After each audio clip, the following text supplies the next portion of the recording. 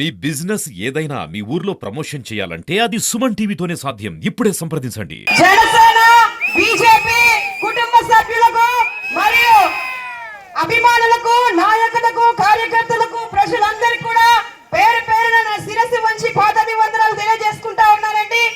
నా పేరు మిరియాల శిరీషాదేవి. రంపచోడవరం నియోజకవర్గంలో ఉమ్మడి ఎమ్మెల్యే అభ్యర్థిగా తెలుగుదేశం పార్టీ నుంచి మన చంద్రబాబు నాయుడు గారి యొక్క ఆశీస్సులతో ఈ రోజు మీ ముందుకు రావడం జరిగింది. నేను కూడా ఇదే మండలానికి చెందినటువంటి ఒక సామాన్య మధ్యతరగతి కుటుంబానికి చెందినటువంటి ఒక సామాన్య అంగన్వాడీ కార్యకర్తగా పనిచేసే సంగతి మీ అందరికి కూడా తెలుసు. అయితే మన చంద్రబాబు నాయుడు గారు సామాన్యులకు కూడా చట్టసభల్లోనూ రాజ్యసభల్లోనూ కూర్చేటువంటి గొప్ప వ్యక్తిత్వం కలిగినటువంటి వ్యక్తి ఎవరైనా ఉన్నారంటే మన చంద్రబాబు నాయుడు గారే. 11 మండలాలు కలిగినటువంటి అతిపెద్ద నియోజకవర్గం మన రంపచోడ నియోజకవర్గం.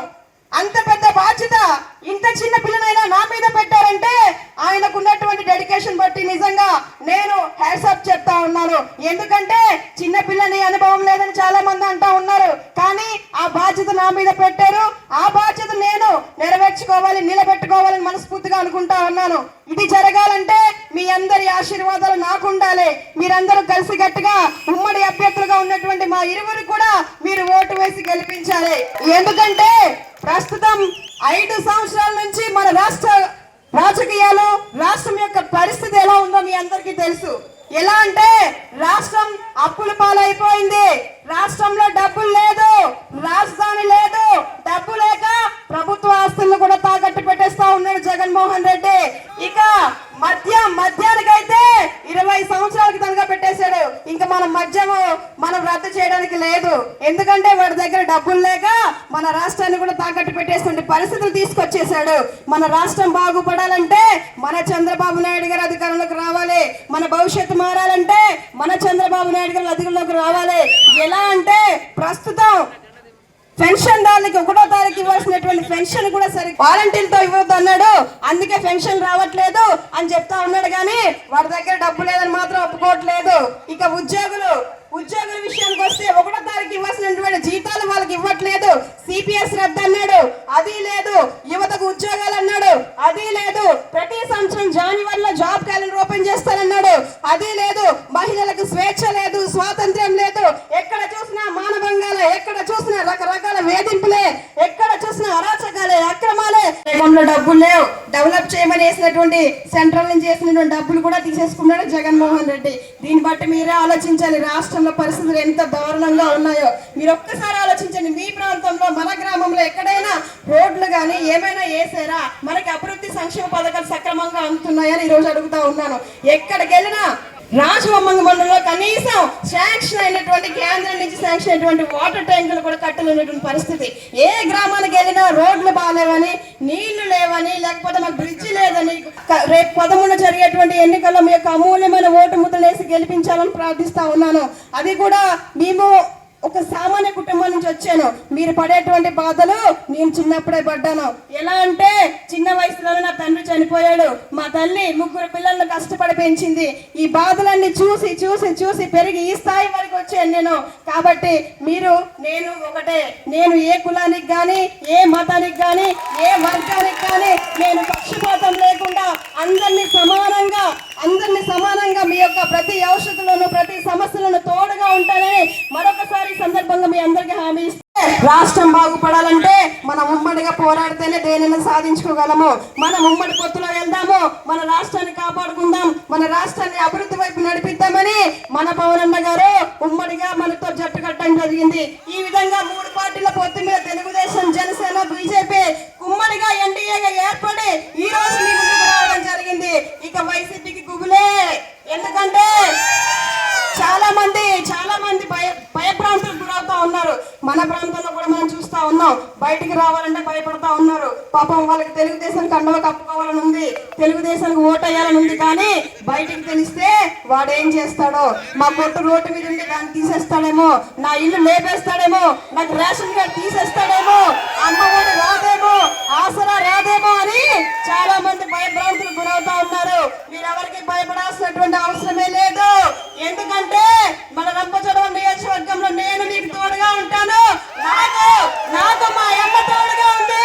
గతంలోనే వీడు మన అమ్మ మీద చాలా దారుణంగా వ్యాఖ్యలు చేస్తుంది. బీజేపీ జనసేన కార్యకర్తలందరికీ ఇక్కడ ఎంతో ఓపికతో ఒక సైకో నేను ఒంటరిని అయిపోయాను, 3 పార్టీలు కలిసి నా మీదకి యుద్ధం చేస్తున్నాయి అని చెప్తున్నాడు. ఒకప్పుడు చూస్తే రావణాసురుడు కూడా ఒక్కడే, కానీ రాముడు తన వానర సైన్యంతో అంతం చేయడానికి పాపం పండిన వెంటనే రావడం జరిగింది. ఈ రోజు ఒక్క ఛాన్స్ అడిగాడు ఈ సైకో. ఒక్క ఛాన్స్ ఇచ్చామా? ఒక ఛాన్స్ ఇచ్చామా? ఓటేసాము, ఒక ఛాన్స్ ఇచ్చాము. కానీ ఏం చేశాడు? మన జీవితాలకు కూడా ఒక ఛాన్స్ లేకుండా చేశాడు. అవునా కాదా? మన బిడ్డలకు ఉద్యోగాలు ఉన్నాయా? మన సర్పంచులకు నిధులు ఉన్నాయా? ఈ రోజు మన రాష్ట్రంలో డబ్బులున్నాయా? సంక్షేమ పథకాలన్నీ నరేంద్ర మోడీ గారు ఇస్తున్నారు. 5 కేజీల రేషన్ సెంట్రల్ గవర్నమెంట్ నుంచి నరేంద్ర మోదీ గారు ఇస్తున్నారు.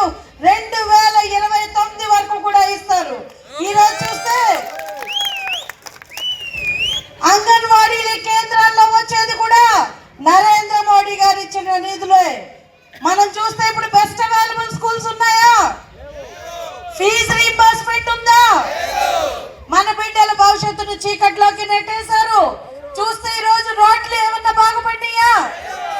మన రంపచోడవరంలో నేను రోడ్లన్నీ చూశాను పరిస్థితి. ప్రధానమంత్రి గ్రామీణ సడక్ యోజన తప్పితే ఒక్క రోడ్ అయినా మన రాష్ట్రం ప్రభుత్వం ఇచ్చిందా?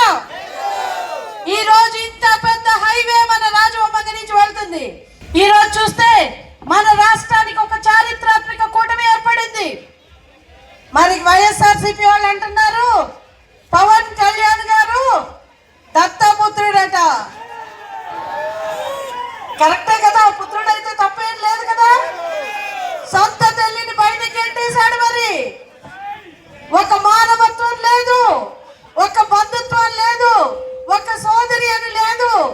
ఒక పుత్రుడుగా చంద్రబాబు నాయుడు గారిని అరెస్ట్ చేసినప్పుడు హృదయం చలించి బయటకు వచ్చి వ్యతిరేక ఓటు చీలనివ్వనని చెప్పి మన రాష్ట్ర భవిష్యత్తు కోసం, మన బిడ్డల కోసం వచ్చిన పవన్ కళ్యాణ్ గారిని రకరకాల నిందలేశారు.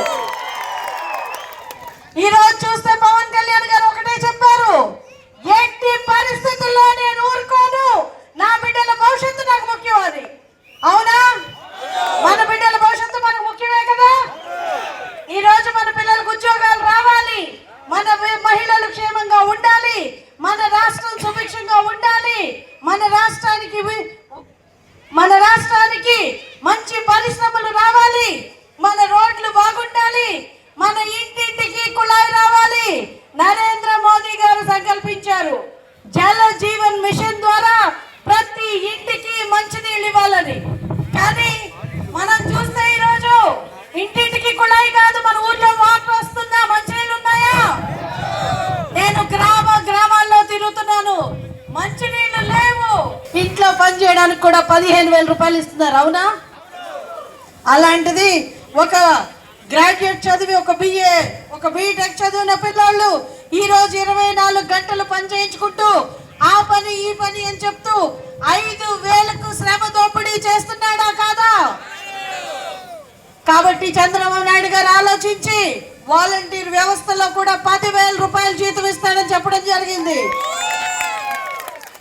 20 లక్షల ఉద్యోగాలు ఇస్తానని చెప్పడం జరిగింది. ప్రధానమంత్రి గారు ఈ రోజు ప్రతి 2 కిలోమీటర్లకు ఒక ప్రాథమిక ఆరోగ్య కేంద్రం ఉంచాలని నిర్ణయించారు. ఇక్కడ ఆరోగ్య కేంద్రం ఉంటే డాక్టర్లు ఉండరు, డాక్టర్లు ఉంటే మందులు ఉండవు. వైఎస్ఆర్ ఆరోగ్యశ్రీ అన్నాడు, ఇప్పుడు జగనన్న ఆరోగ్యశ్రీ అన్నాడు. తండ్రి పేరు కూడా తీసేశాడు. సాక్షి ఛానల్లో ఇంతకు ముందు వైఎస్ రాజశేఖర రెడ్డి గారి బొమ్మ ఉండేది కదా, ఇప్పుడు ఉందా? అంటే తండ్రికి ఇచ్చిన విలువ ఏంటి? తీసేశాడు. తండ్రి వద్దు, తల్లి వద్దు, అలాంటిది మనం సోదరి మనలు అవుతామా? మనం ఎవరం కూడా ఆయనకి ఎలాంటి బంధుత్వాలు ఉండవు.